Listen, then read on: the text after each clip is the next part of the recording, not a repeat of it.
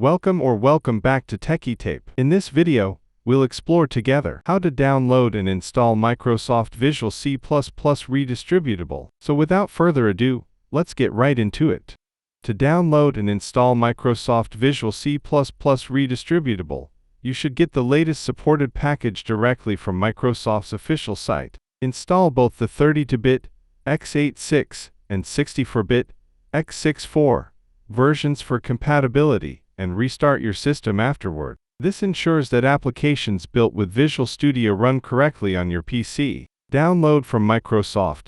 Go to the official Microsoft latest supported Visual C++ Redistributable download page. Select the version you need, usually the latest one, unless a program specifies otherwise. Identify the correct version: Modern Apps, 2017 to 2026, Visual C++ 2017, 2019, 2022 and 2026 all share a single unified package. Installing the latest version covers all these. Older apps, 2005 to 2015, some legacy applications, may require specific redistributables. These can be installed alongside the latest package without conflict. Download what you need or both: VC Redist x86.exe 32-bit, VC Redist x64.exe 64-bit. Install the packages.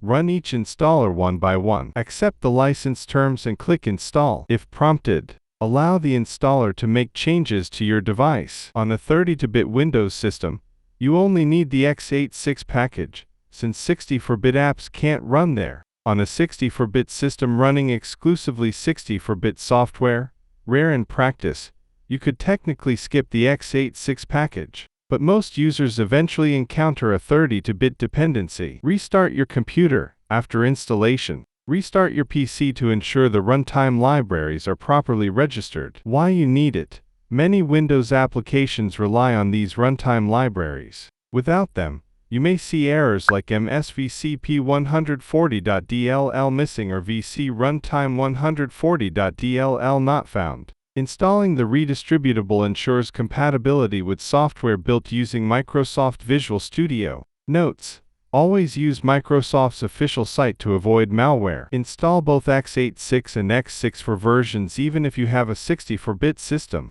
since some apps still require 32-bit libraries. If a program specifies a particular version, install that version in addition to the latest. And that's it for today. If you found this video helpful, please give it a thumbs up, consider subscribing, and don't forget to activate the notification bell so you won't miss out on any new uploads. Thank you for watching. I'll see you in the next one. Take care.